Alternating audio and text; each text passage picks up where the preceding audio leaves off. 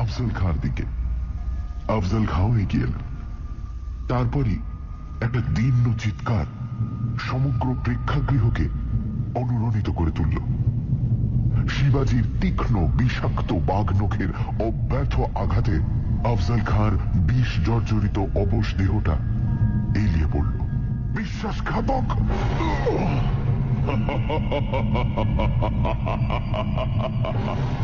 শিবাজির কণ্ঠ চিরে অট্টহাসি জেগে ওঠে। আফজল খাঁর মুখের দিকে চেয়ে শিবাজি বললেন, বিশ্বাসঘাতক আমি না তুমি খাঁ সাহেব? জাল বিছিয়েছিলে শিবাজিকে বন্দি করবে বলে। বন্ধুত্বের মুখোশেটে শয়তানির ছুরি সানাচ্ছিলে অতর্কিত আমাকে আক্রমণের জন্য। ভেবেছিলে শিবাজির চোখে অনায়াসেই ধুলো দিতে পারবে না? জবনিকা নেমে এল। প্রেক্ষাগৃহ ঝমঝম করে উঠল দর্শকের করতালিতে। আর সেই শব্দে এক হতভাগ্যের শেষ মরণ কাতর অব্যক্ত আর্তধ্বনি ডুবে গেল। কেউ জানল না, কেউ বুঝল না। গ্রিন রুমে মহিতোষ নিজের মেকআপ ঠিক করছিল আয়নার সামনে। সুশীল ছুটে এসে বলল, মহি, সর্বনাশ হয়েছে রে, তোর ভাই। বাকি কথাটা সে আর উচ্চারণ করতে পারল না। কি? খগেন যেন কেমন করছে। স্টেজ থেকে ফিরে এসে কেমন যেন এলিয়ে পড়েছে। সমস্ত মুখ নীল হয়ে গেছে। সে কি ভাই, আয় একবার। সে কি? কই চল তো দেখি। আফজল খাঁর বেশভূষায় তখনও খগেন সজ্জিত। উজ্জ্বল আলোয় স্পষ্ট বোঝা যায় খগেনের মুখখানা একেবারে নীল হয়ে গেছে। কপালে বিন্দু বিন্দু ঘাম, আধ খোলা চোখ দুটি। স্তম্ভিত বিস্ময়ে মহিতোষ খগেনের মুখের দিকে তাকিয়ে প্রশ্ন করে, কি হয়েছে রে খগেন? বড্ড কষ্ট হচ্ছে মহিদা, নিঃশ্বাস নিতে পারছি না, কেমন যেন। শেষ হয় না কথাটা। খগেনের হঠাৎ কথা বন্ধ হয়ে গেল। সঙ্গে সঙ্গে মাথাটাও একপাশে কাত হয়ে পড়ল। পুজোয় অ্যামেচার ক্লাবের শখের থিয়েটারে গৈরিক পতাকা অভিনয় হচ্ছিল। হঠাৎ এই বিভ্রাট। তখনই একজন ডাক্তারের সন্ধানে ছুটল। পাড়ার সুবোধ ডাক্তার দর্শকদের মধ্যেই ছিলেন। সংবাদ পেয়ে তিনি ছুটে এলেন। ক্লাবের তিনিও একজন উৎসাহী সভ্য, কিন্তু খগেনকে বাঁচানো গেল না। ঘন্টা খানিকের মধ্যেই তার মৃত্যু হল। তীব্র কোন বিষক্রিয়ায় খগেনের মৃত্যু হয়েছে। থানায় একটু সংবাদ দেওয়া উচিত, স্বাভাবিক মৃত্যু এটা নয়।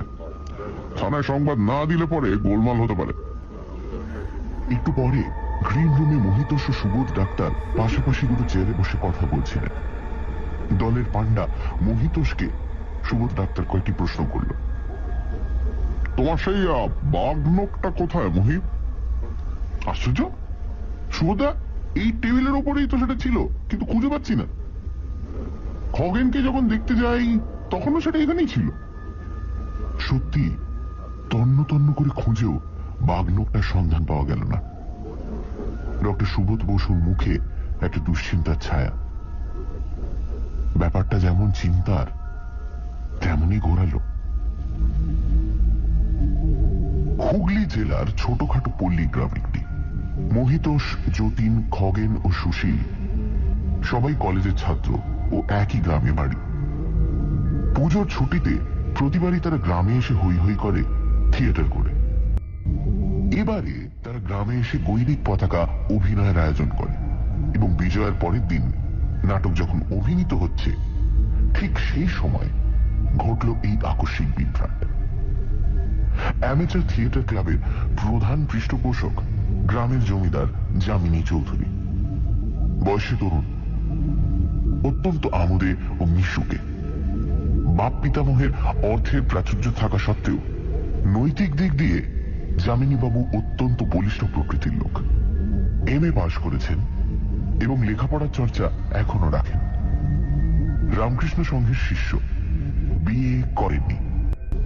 গৈরিক পতাকা অভিনয় করতে গিয়ে যে ব্যাপারটা ঘটে গেল, তার সমস্ত ঝক্কি আজ যেন যামিনীবাবুর উপরেই এসে পড়েছে। শেষ পর্যন্ত থানায় খবর দেওয়ায় ঘটনাস্থলে দারোগাবাবু আসেন এবং তিনি অস্বাভাবিক মৃত্যু বলে মৃতদেহের ময়নাতদন্ত করান। ময়নাতদন্তের ফলে জানা গেল দেহে কুরারি বা কুচফুল বিষ প্রয়োগের ফলে মৃত্যু হয়েছে।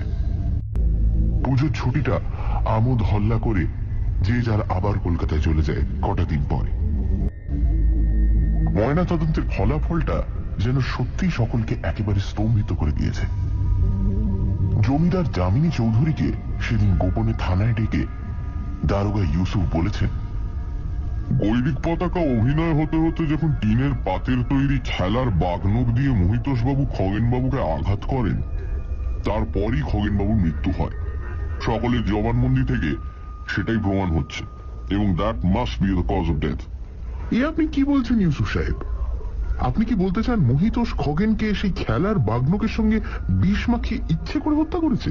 কিছুই আমি বলতে চাই না চৌধুরী মশাই, তবে এও বোধহয় আপনি শুনে থাকবেন, অভিনয়ের সময় টিনের পাতের তৈরি যে বাগনকটা মহিবাবু ব্যবহার করছিলেন সেটা আর খুঁজে পাওয়া যায়নি এবং থিয়েটার ঘর ও আশপাশের সব তন্ন তন্ন করে খুঁজেও প্রত্যেককে জিজ্ঞাসাবাদ করেও সেটা কোনো পাত্তাই মেলেনি আজ পর্যন্ত। কিন্তু শুধু তাই নয়, মৃত খগেন বাবুর বুকের ওপরে কয়েকটা তীক্ষ্ণ কোনো বস্তুর সাহায্যে আঁচড় কাটলে যেমন দাগ হয় তেমনি দাগও ছিল।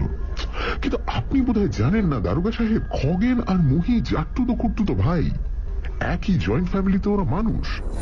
ওদের পরিবারের মতো একান্নবর্তী পরিবার আজকাল খুব একটা দেখা যায় না। তাছাড়া খগেন ও মহির পরস্পরের মধ্যে স্নেহ ও ভালোবাসার অন্ত ছিল না।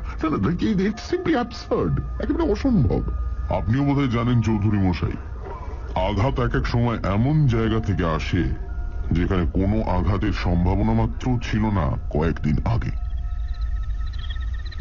সেই রাত্রে যামিনী চৌধুরী মহিতোষকে ডেকে পাঠালেন এবং আগের সব কথা মহিকে বললেন। তুমি হয়তো জানো না মহি, ইউসুফ লোকটা যেমন কমিউনাল মাইন্ডেড তেমনি শয়তান ও কুটচক্রী। ওর অসাধ্য দুনিয়ায় কোনো কাজই নেই। যদিও আমি এসব একেবারেই বিশ্বাস করি না, তবু একটা কথা আমি জানতে চাই, বাঘনকটা কেমন করে খোয়া গেল তার কিছু তুমি জানো কি? বাঘনকটা কি করে যে খোয়া গেল সেটাই আশ্চর্য। তুমি কবে কলকাতায় যাচ্ছ? পরশু যাব। বেশ, কলকাতা ছেড়ে তাহলে এখন আপাতত কোথাও যেও না। ব্যাপারটা যা ঘটবার তা তো ঘটে গেছে। এখন আমাদের দেখতে হবে কি করে এই কলঙ্ক থেকে আমরা সকলে উদ্ধার পেতে পারি। নির্দিষ্ট দিনে মহির কলকাতায় যাওয়া আর হল না, কারণ আগের দিন সন্ধ্যার দিকে ইউসুফ এসে ম্যাজিস্ট্রেটের গ্রেপ্তারি পরোয়ানা দেখিয়ে মহিতোষকে গ্রেপ্তার করে নিয়ে গেল থানায় খগেনের হত্যাকারী সন্দেহে।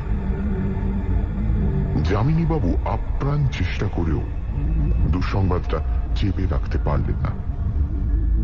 কেমন করে না জানি একান ওকান হতে হতে আগুনের মতোই সংবাদটা রাতারাতি সমস্ত গায়ে ছড়িয়ে পড়ল। মহিতোষ তার খুঁড়তুতো ভাই খগেনের হত্যার অপরাধে গ্রেপ্তার হয়েছে। যামিনী চৌধুরী চেষ্টা করেও জামিন দিয়ে ওকে খালাস করে আনতে পারলেন না।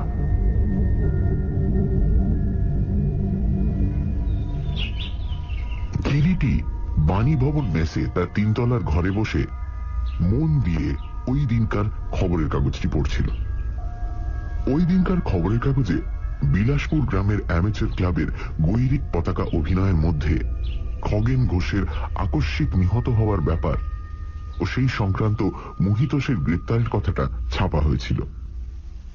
ইংরেজিতে একটা কথা আছে যার বাংলা অর্থ চায়ের কাপে তুফান। ব্যাপারটা অনেকটা তেমনি। যামিনী চৌধুরীর ছোট ভাই কামিনী এককালে কিরিটির সহপাঠী ছিলেন প্রেসিডেন্সি কলেজে। সেই সূত্রে আলাপ পরিচয়ও কিছুটা আছে। কিরিটির অনুসন্ধিৎস মনে ব্যাপারটা যেন কেমন দোলা দিয়েছিল। সেই দিন বেলা 11টার গাড়িতেই ও বিলাসপুর যাত্রা করল। জমিদার বাড়িটা খুঁজে নিতে ওর বিশেষ অসুবিধে হলো না। শরৎকালের হলদে রোদ এর মধ্যেই ঝিমিয়ে এসেছে। সামনেই একটা টানা বারান্দা। একটি বেতের মোড়ার উপর বসে কামিনী চৌধুরী একটা দোনলা বন্দুক সাফ করছিল। কলেজের ছাত্রজীবন থেকেই কামিনীর শিকারে খুব শখ। এই বয়সেই সে একজন পাকা ও দক্ষ শিকারী বলে নামও কিনেছে যথেষ্ট। সাধারণ দোহারা চেহারা, তীক্ষ্ণ দুটি চোখ, ঠোঁটের ওপর সরু গোপ, দাড়ি নিখুঁতভাবে কামানো। কামিনী কিরিটিকে দেখেই চিনতে পারল। তাড়াতাড়ি বন্দুকটা পাশে নামিয়ে রেখে সাদর আহ্বান জানালো, কিরিটি না? হ্যাঁ, চিনতে পেরেছিস তাহলে? বিলক্ষণ। আয় আয়, ওরে একটা মোড়া দিয়ে যা কালু। দাঁড়া, চা দিতে বলে আসি। কামিনী ভেতরে চলে গেল। তারপর কি করছিস এখন? ব্যবসা। ব্যবসা কিসের রে? এই দুনিয়ার বিভিন্ন প্রকৃতির মানুষের মনকে কোষ্টি পাথরে ঘষে ঘষে দেখছি হাউ দ্য ক্রাইম গোজ। হ্যাঁ, মানুষ মাত্রই ক্রিমিনাল, সামান্য দু একজন ছাড়া। এবং ক্রাইমেরও বিভিন্ন স্তর ও প্রকৃতি ভেদ আছে। ডাক সাইটে ছাপ মারা তথাকথিত একজন ক্রিমিনালের সঙ্গে সাংঘাতিক একজন ক্রিমিনালের পার্থক্যটা সত্যিকারের কোথায়? এইসব ব্যাপারের অনুসন্ধানের জন্যই রহস্যভেদের ব্যবসা শুরু করেছি। যে কোনো একটা ক্রাইমের ভেতর থেকে তার সত্যিটা খুঁজে বের করাই হচ্ছে আমার কাজ। তা দুনিয়ার এত প্রকারের কাজ থাকতে হঠাৎ এই বিচিত্র ব্যাপারে তো ঝোঁক হলো কেন? কারণ এটা রামা শ্যামা যদু সাধারণের জন্য নয়। এতে প্রয়োজন তীক্ষ্ণ বিচার বুদ্ধি, সূক্ষ্ম বিশ্লেষণ শক্তি, দূরদৃষ্টি, স্থির চিন্তা ও ধৈর্য, সংযম, মানসিক ও শারীরিক ক্ষিপ্রতা, যত্ন ও সুকঠোর অধ্যাবসায়। সবকিছু জড়িয়ে এক প্রকারের অসাধারণ শক্তিও বলা চলে, যা সাধারণের নাগালের বাইরে। পাগল, ফিজিক্সে এমএসসি করে শেষ পর্যন্ত তুই? যাক ভাই, ওসব কথা, ওসব তুই বুঝবি না। এখন কেন এখানে এসেছি সেটা শোন। তোদের এখানে কিছুদিন আগে গৈরিক পতাকা নাটকের অভিনয়ের সময় যে দুর্ঘটনাটা ঘটল, ওই যে এক মহিতোষ ঘোষ অ্যারেস্ট হয়েছে না, সেই ব্যাপারটা একটু দেখতে এলাম। আমি তো সাহায্য চাই। সে তো বুঝলাম, কিন্তু মহিতোষ তো গ্রেপ্তার হয়েছে এবং দারোগা ইউসুফের সঙ্গে গোপনে সাক্ষাৎ করে যতদূর জানতে পেরেছি মহিতোষ বোধহয় সত্যিই দোষী। কিরকম? তুই বোধহয় জানিস না, ওরা জাট্টুতো করতুতো ভাই, 51বর্তী পরিবারের ছেলে। খগেনের বাবা বিনয়বাবু বছর 20 হলো মারা গেছেন। বলতে গেলে ঘোষবাড়ির যা কিছু সম্পদ ওই বিনয়বাবুর জন্যই। 18 বছর বয়সে বিনয়বাবু সংসার ছেড়ে চলে যান। তারপর তাকে আর কেউ খুঁজে পায়নি। 20 বছর পরে তিনি গ্রামে ফিরে এলেন এবং তখন তিনি প্রায় লক্ষ টাকার মালিক। কোথা থেকে কিভাবে যে তিনি টাকাটা রোজগার করেছেন তা তো কেউ জানতে পারলই না। এমনকি কোথায় কিভাবে যে তিনি টাকাটা রেখেছেন তাও কেউ জানতে পারেনি। তবে বাইরে থেকে বোঝা গেল ঘোষবাড়ির অবস্থার পরিবর্তন হলো এবং শূন্য লক্ষ্মী ঝাঁপিটা হঠাৎ যেন স্বর্ণ মুদ্রায় স্ফীত হয়ে উঠল। ফিরে এসে কিছুদিন বাদে হঠাৎ বিনয়বাবু বিয়ে করলেন এবং বিয়ের বছর 2 বাদে খগেন জন্মাল। খগেনের যখন বয়স 2 বছর তখন হঠাৎই বিনয়বাবুর শরীরে ভাঙন ধরল। বলিষ্ঠ শরীর, সুগঠিত স্বাস্থ্য যেন হু হু করে 6 মাসের মধ্যেই হাড় সর্বস্ব হয়ে গেল। ডাক্তারের পরামর্শে তিনি দার্জিলিং এ চেঞ্জে গেলেন স্ত্রীকে সঙ্গে নিয়ে। তারপর স্বামী স্ত্রী সেই যে দার্জিলিং গেলেন আর ফিরলেন না। বিনয়বাবু হঠাৎ মারা গেলেন এবং তার মৃত্যুর 5 দিনের মধ্যেই বিনয়বাবুর স্ত্রীও আত্মহত্যা করলেন। বাড়ির বহুদিনকার পুরনো চাকর জগা গিয়েছিল ওদের সঙ্গে। দিন 2 বাদে সে পিতৃমাতৃহারা শিশু খগেনকে বুকে নিয়ে ফিরে এলো। মহির মা শিশুটিকে বুকে তুলে নিলেন। খগেন যেমন বিনয়বাবুর একমাত্র ছেলে ছিল, মহিও বিনয়বাবুর দাদা দীনেশবাবুর একমাত্র ছেলে। মহির চাইতে খগেন বছর 5 ছোট। একই মার স্নেহে খগেন ও মহি বেড়ে উঠতে লাগলো। কি যে ভালোবাসা ছিল মহি ও খগেনের মধ্যে! ওরা যে এক মায়ের পেটের ভাই নয়, কারো সে কথা বুঝবার পর্যন্ত উপায় ছিল না। মহি আমার চাইতে বছর দুয়েকের ছোট। আমি তো অনেকদিন পর্যন্ত জানতে পারিনি যে ওরা এক মায়ের পেটের ভাই নয়। সেই মহি যে খগেনকে অমন নিষ্ঠুরভাবে হত্যা করবে শুধু অসম্ভবই নয়, একেবারে অবিশ্বাস্য। কিন্তু ঘটনা পরিস্থিতি এমন দাঁড়িয়েছে যে বিশ্বাস না করে উপায় নেই। সানডে সাসপেন্স, শুধুমাত্র রেডিও মির্চি 98.3 FM এ। It's hot. সানডে সাসপেন্সে আজ নিহার রঞ্জন গুপ্তর বাঘনখ। বিজয়ার ঠিক পরের দিন মহিতোষ, যতীন, খগেন এবং সুশীল হই হই করে গৈরিক পতাকা নাটকটি মঞ্চস্থ করছিল। মহিতোষ অভিনয় করছিল শিবাজির চরিত্রে, আর ওরই খুঁড়তুতো ভাই খগেন সেজেছিল আফজল খান। নাটক শেষ হল শিবাজির বাঘনখের আঘাতে আফজল খানের মৃত্যু দিয়ে। কিন্তু প্রাণ খোলা আনন্দের মধ্যেই বিষাদের ছায়া নেমে এলো যখন দেখা গেল সত্যি আফজল খান বেশি খগেনের স্টেজে মৃত্যু হল। পুলিশ সন্দেহ করল সম্পত্তি লোভেই মহিতোষ বাঘনখের ডগায় বিষ মিশিয়ে খগেনকে হত্যা করেছে। খবরটা চোখে পড়ল কিরিটিরও। সে তদন্ত করতে এলো গ্রামে। সেখানে আবার ওর এক পুরনো ক্লাসমেটও বেরিয়ে গেল, কামিনী। তারপর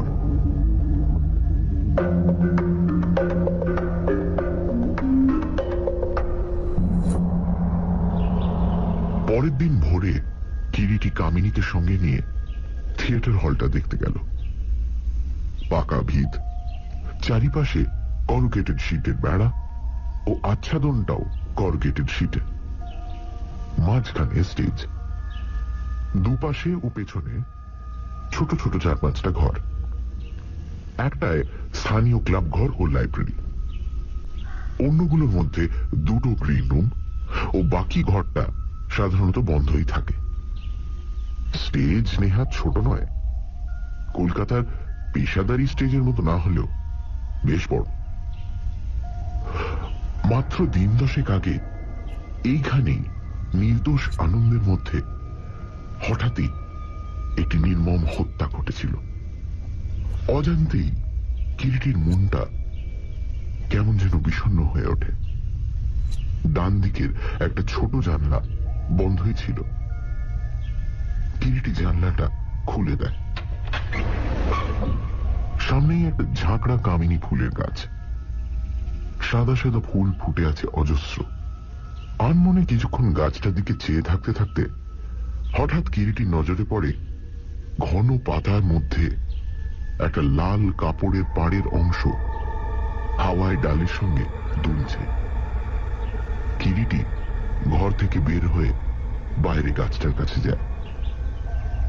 শুধু একটা লাল পাড়ই নয়, অনেকখানি বিস্ময় সেখানে লুকোনো ছিল পাতার আড়ালে।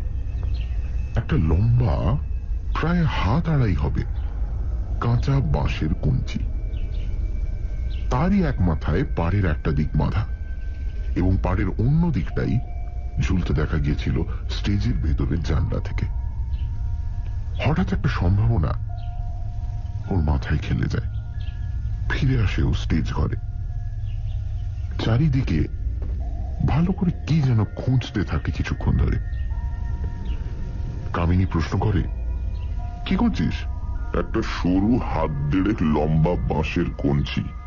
আচ্ছা কামিনী, যেদিন ওই ঘটনাটা ঘটে তুই তো এখানে উপস্থিত ছিলি না? হ্যাঁ, কেন?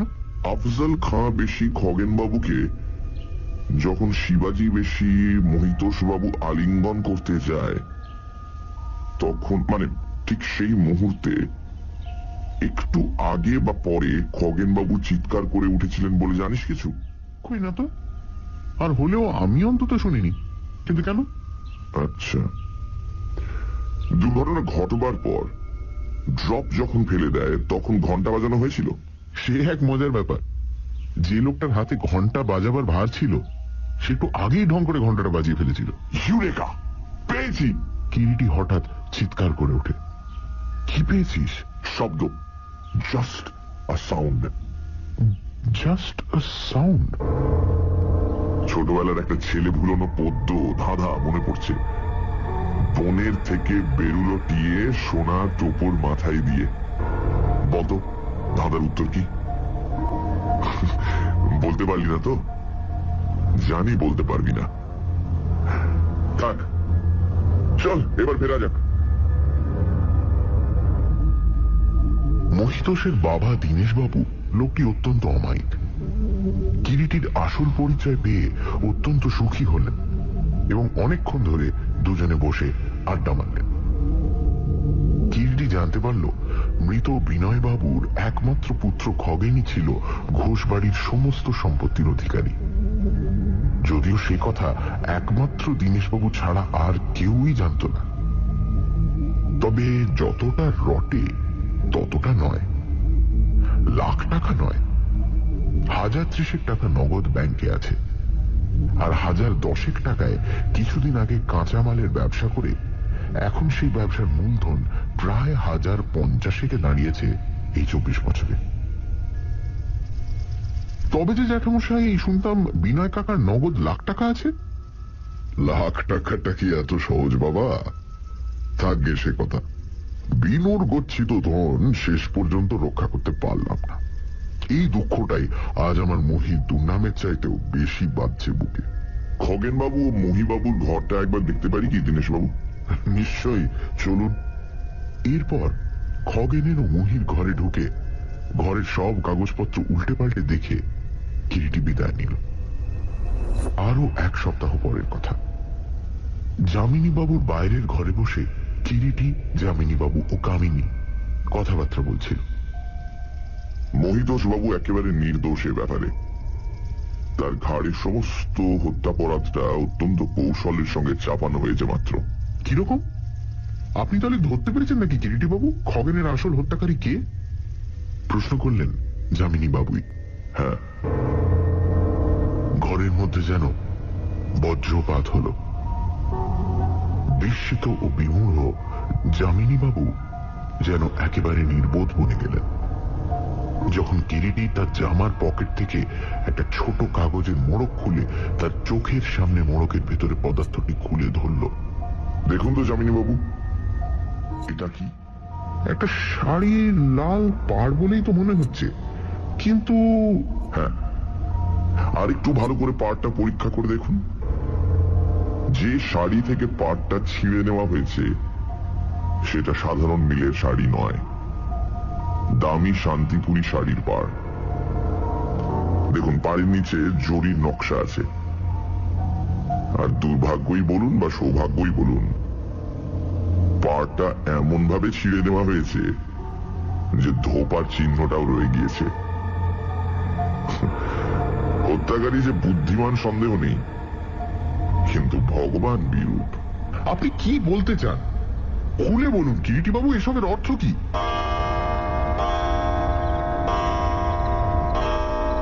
কিরিটি চমকে ওঠে।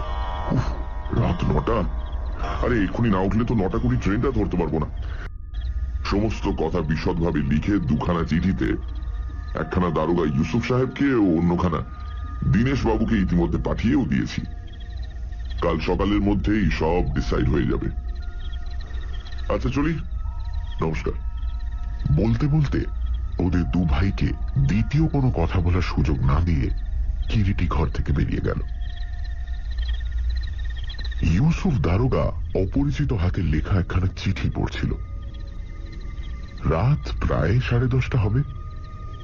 সামনে টেবিলের উপর রাখা টেবিল ল্যাম্পটার চারপাশে কতগুলো শ্যামা পোকা ঘুরছিল। দেওয়ালে টিকটিকিটা ওত পেতে আছে।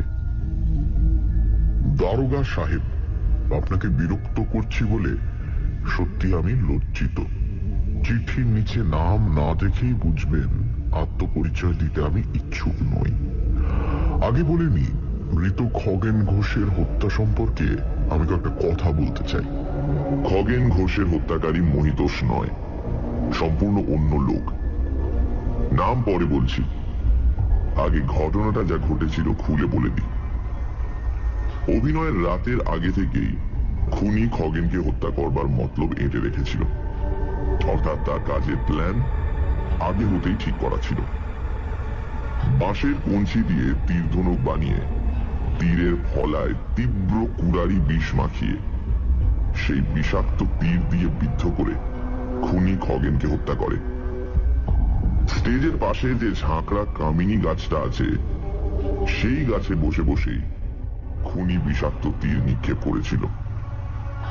অব্যর্থতার লক্ষ্য, বলতে পারেন স্বয়ং সব্যসাচীর মতোই লক্ষ্য ভেদে সে ওস্তাদ। এবং সবচাইতে বুদ্ধির কাজ খুনি কি করেছিল জানেন? শিবাজি বেশি মহিতোষ তাকে বাঘ নখ দিয়ে আঘাত করবার পর যখন খগেন অভিনয়ের প্রয়োজনে ধরাশায়ী হচ্ছে, ঠিক সেই মুহূর্তটিতেই তীর নিক্ষেপ করে।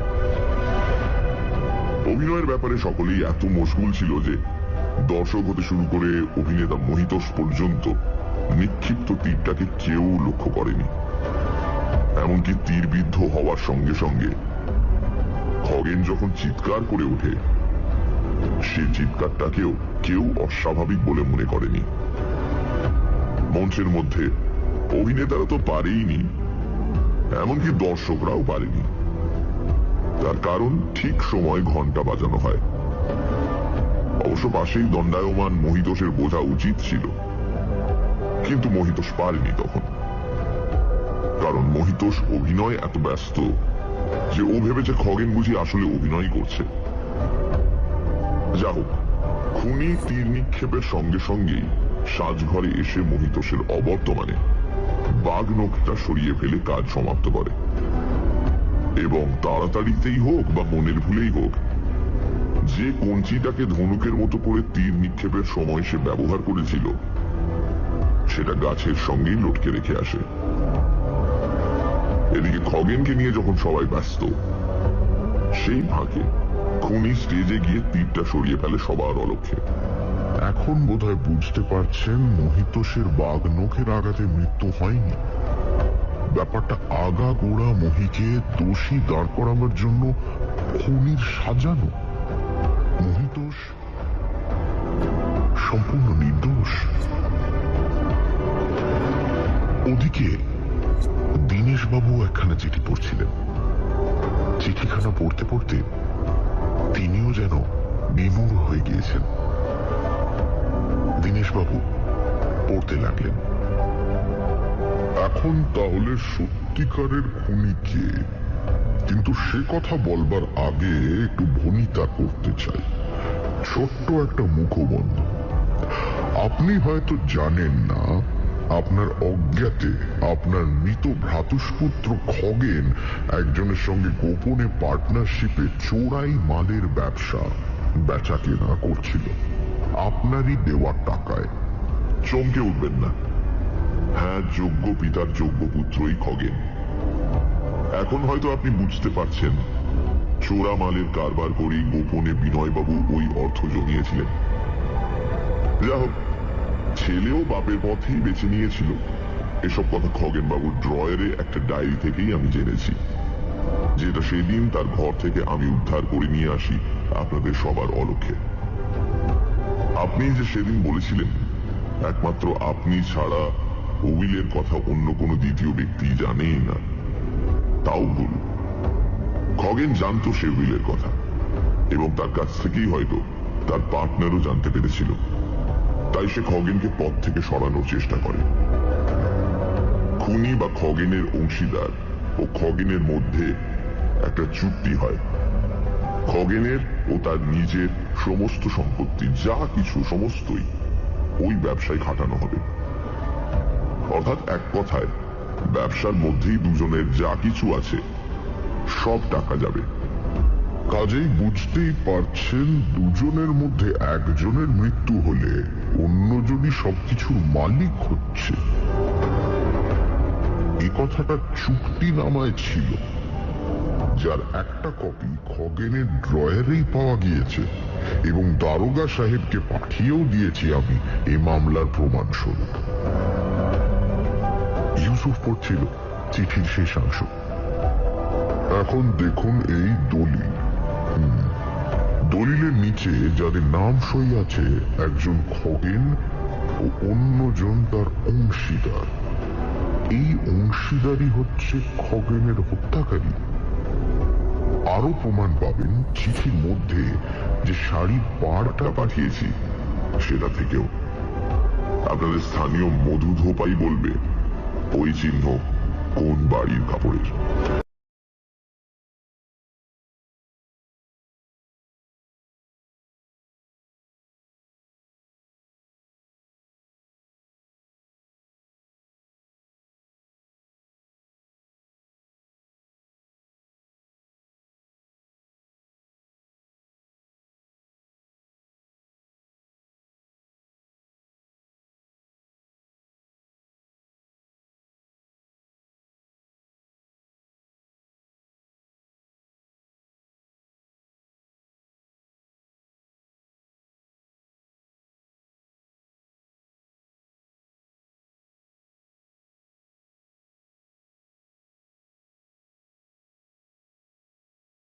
শিবাজি এগিয়ে এলেন আফজল খাঁর দিকে। আফজল খাঁও এগিয়ে এলেন।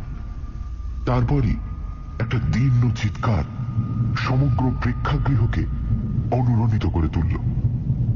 শিবাজির তীক্ষ্ণ বিষাক্ত বাঘ নখের অব্যর্থ আঘাতে আফজল খাঁর বিষ জর্জরিত অবশ দেহটা এলিয়ে পড়ল। বিশ্বাসঘাতক!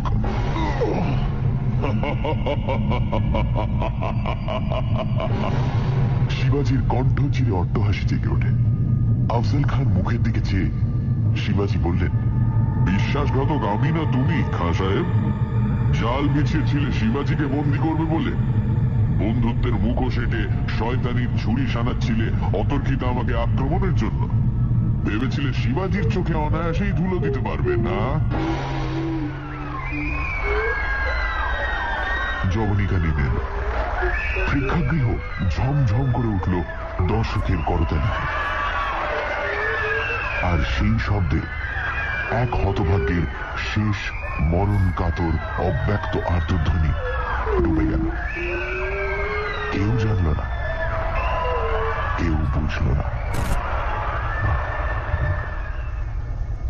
গ্রিন রুমে মোহিতোষ নিজের মেকআপ ঠিক করছিল আয়নার সামনে। সুশীল ছুটে এসে বলল, মহি, সর্বনাশ হয়েছে রে, তোর ভাই। বাকি কথাটা সে আর উচ্চারণ করতে পারল না। কি? খগেন যেন কেমন করছে। স্টেজ থেকে ফিরে এসে কেমন যেন এলিয়ে পড়েছে। সমস্ত মুখ নীল হয়ে গেছে। শিগগির ভাই আয় একবার। সে কি? কই চল তো দেখি। আফজল খাঁর বেশভূষায় তখনও খগেন সজ্জিত। উজ্জ্বল আলোয় স্পষ্ট বোঝা যায় খগেনের মুখখানা একেবারে নীল হয়ে গেছে। কপালে বিন্দু বিন্দু ঘাম, আধ খোলা চোখ দুটি। স্তম্ভিত বিস্ময়ে মোহিতোষ খগেনের মুখের দিকে তাকিয়ে প্রশ্ন করে, কি হয়েছে রে খগেন? বড্ড কষ্ট হচ্ছে ময়দা, নিঃশ্বাস নিতে পারছি না, কেমন যেন। শেষ হয় না কথাটা। খগেনের হঠাৎ কথা বন্ধ হয়ে গেল ও সঙ্গে সঙ্গে মাথাটাও একপাশে কাত হয়ে পড়ল। পুজোয় অ্যামেচার ক্লাবের শখের থিয়েটারে গৈরিক পতাকা অভিনয় হচ্ছিল। হঠাৎ এই বিভ্রাট। তখনই একজন ডাক্তারের সন্ধানে ছুটল। পাড়ার সুবোধ ডাক্তার দর্শকদের মধ্যেই ছিলেন। সংবাদ পেয়ে তিনি ছুটে এলেন। ক্লাবের তিনিও একজন উৎসাহী সভ্য, কিন্তু খগেনকে বাঁচানো গেল না। ঘণ্টাখানেকের মধ্যেই তার মৃত্যু হল। তীব্র কোনো বিষক্রিয়ায় খগেনের মৃত্যু হয়েছে। থানায় একটু সংবাদ দেওয়া উচিত, স্বাভাবিক মৃত্যু এটা নয়। থানায় সংবাদ না দিলে পরে গোলমাল হতে পারে। একটু পরে গ্রিন রুমে মোহিতোষ ও সুবোধ ডাক্তার পাশাপাশি দুটো চেয়ারে বসে কথা বলছিলেন। দলের পান্ডা মোহিতোষকে সুবোধ ডাক্তার কয়েকটি প্রশ্ন করল। তোমার সেই বাঘ নখটা কোথায় মহি? আশ্চর্য, সুবোধদা, এই টেবিলের উপরেই তো সেটা ছিল, কিন্তু খুঁজে পাচ্ছি না। খগেনকে যখন দেখতে যাই তখনও সেটা এখানেই ছিল। সত্যি তন্ন তন্ন করে খুঁজেও বাঘনোকটার সন্ধান পাওয়া গেল না। ডক্টর সুবোধ বসুর মুখে একটা দুশ্চিন্তার ছায়া। ব্যাপারটা যেমন চিন্তার তেমনই ঘোরালো। হুগলি জেলার ছোটখাটো পল্লী গ্রাম একটি। মহিতোষ, যতীন, খগেন ও সুশীল সবাই কলেজের ছাত্র ও একই গ্রামে বাড়ি। পুজোর ছুটিতে প্রতিবারই তারা গ্রামে এসে হৈ হৈ করে থিয়েটার করে। এবারে তারা গ্রামে এসে গৈরিক পতাকা অভিনয়ের আয়োজন করে এবং বিজয়ের পরের দিন নাটক যখন অভিনীত হচ্ছে ঠিক সেই সময় ঘটল এই আকস্মিক বিভ্রাট। অ্যামেচার থিয়েটার ক্লাবের প্রধান পৃষ্ঠপোষক গ্রামের জমিদার যামিনী চৌধুরী, বয়সে তরুণ, অত্যন্ত আমোদে ও মিশুকে। বাপ পিতামহের অর্থের প্রাচুর্য থাকা সত্ত্বেও নৈতিক দিক দিয়ে যামিনীবাবু অত্যন্ত বলিষ্ঠ প্রকৃতির লোক। এমএ পাশ করেছেন এবং লেখাপড়ার চর্চা এখনো রাখেন। রামকৃষ্ণ সংঘের শিষ্য, বিয়ে করেননি। গৈরিক পতাকা অভিনয় করতে গিয়ে যে ব্যাপারটা ঘটে গেল তার সমস্ত ঝক্কি আজ যেন যামিনীবাবুর উপরেই এসে পড়েছে। শেষ পর্যন্ত থানায় খবর দেওয়ায় ঘটনাস্থলে দারোগাবাবু আসেন এবং তিনি অস্বাভাবিক মৃত্যু বলে মৃতদেহের ময়নাতদন্ত করান। ময়নাতদন্তের ফলে জানা গেল দেহে কুরারি বা কুচফুল বিষ প্রয়োগের ফলে মৃত্যু হয়েছে। পুজোর ছুটিটা আমোদ হল্লা করে যে যার আবার কলকাতায় চলে যায় কটা দিন পরে। ময়নাতদন্তের ফলাফলটা যেন সত্যি সকলকে একেবারে স্তম্ভিত করে দিয়েছে। জমিদার যামিনী চৌধুরীকে সেদিন গোপনে থানায় ডেকে দারোগা ইউসুফ বলেছেন, গৈরিক পতাকা অভিনয় হতে হতে যখন টিনের পাতের তৈরি খেলার বাঘনখ দিয়ে মহিতোষবাবু খগেনবাবুকে আঘাত করেন তারপরই খগেনবাবুর মৃত্যু হয়। সকলের জবানবন্দি থেকে সেটাই প্রমাণ হচ্ছে এবং that must be the cause of death. এ আপনি কি বলছেন ইউসুফ সাহেব? আপনি কি বলতে চান মহিতোষ খগেনকে সেই খেলার বাঘনকের সঙ্গে বিষ মাখিয়ে ইচ্ছে করে হত্যা করেছে? কিছুই আমি বলতে চাই না চৌধুরী মশাই, তবে এও বোধহয় আপনি শুনে থাকবেন অভিনয়ের সময় টিনের পাতের তৈরি যে বাঘনখটা মহিবাবু ব্যবহার করছিলেন সেটা আর খুঁজে পাওয়া যায়নি এবং থিয়েটার ঘর ও আশপাশের সব তন্ন তন্ন করে খুঁজেও প্রত্যেককে জিজ্ঞাসাবাদ করেও সেটা কোনো পাত্তাই মেলেনি আজ পর্যন্ত। কিন্তু শুধু তাই নয়, মৃত খগেনবাবুর বুকের ওপরে কয়েকটা তীক্ষ্ণ কোনো বস্তুর সাহায্যে আঁচড় কাটলে যেমন দাগ হয় তেমনি দাগও ছিল। কিন্তু আপনি বোধহয় জানেন না দারোগা সাহেব, খগেন আর মহি জাট্টুতো খুঁট্টুতো ভাই। একই জয়েন্ট ফ্যামিলিতে ওরা মানুষ। ওদের পরিবারের মতো একান্নবর্তী পরিবার আজকাল খুব একটা দেখা যায় না। তাছাড়া খগেন ও মহির পরস্পরের মধ্যে স্নেহ ভালোবাসার অন্ত ছিল না। একেবারে অসম্ভব। আপনিও বোধহয় জানেন চৌধুরী মশাই, আঘাত এক এক সময় এমন জায়গা থেকে আসে যেখানে কোনো আঘাতের সম্ভাবনা মাত্র ছিল না কয়েকদিন আগে। সেই রাত্রে যামিনী চৌধুরী মহিতোষকে ডেকে পাঠালেন এবং আগের সব কথা মহিকে বললেন। তুমি হয়তো জানো না মহি, ইউসুফ লোকটা যেমন কমিউনাল মাইন্ডেড তেমনি শয়তান ও কুটচক্রী। ওর অসাধ্য দুনিয়ায় কোনো কাজই নেই। যদিও আমি এসব একেবারেই বিশ্বাস করি না, তবু একটা কথা আমি জানতে চাই, বাঘনখটা কেমন করে খোয়া গেল তার কিছু তুমি জানো কি? বাঘনখটা কি করে যে খোয়া গেল সেটাই আশ্চর্য। তুমি কবে কলকাতায় যাচ্ছ? পরশু যাব। বেশ, কলকাতা ছেড়ে তাহলে এখন আপাতত কোথাও যেও না। ব্যাপারটা যা ঘটবার তা তো ঘটে গেছে। এখন আমাদের দেখতে হবে কি করে এই কলঙ্ক থেকে আমরা সকলে উদ্ধার পেতে পারি। নির্দিষ্ট দিনে মহির কলকাতায় যাওয়া আর হল না, কারণ আগের দিন সন্ধ্যার দিকে ইউসুফ এসে ম্যাজিস্ট্রেটের গ্রেপ্তারি পরোয়ানা দেখিয়ে মহিতোষকে গ্রেপ্তার করে নিয়ে গেল থানায় খগেনের হত্যাকারী সন্দেহে। যামিনীবাবু আপ্রাণ চেষ্টা করেও দুঃসংবাদটা চেপে রাখতে পারলেন না। কেমন করে না জানি একান ওকান হতে হতে আগুনের মতোই সংবাদটা রাতারাতি সমস্ত গায়ে ছড়িয়ে পড়ল। মহিতোষ তার খুড়তুতো ভাই খগেনের হত্যার অপরাধে গ্রেপ্তার হয়েছে। যামিনী চৌধুরী চেষ্টা করেও জামিন দিয়ে ওকে খালাস করে আনতে পারলেন না।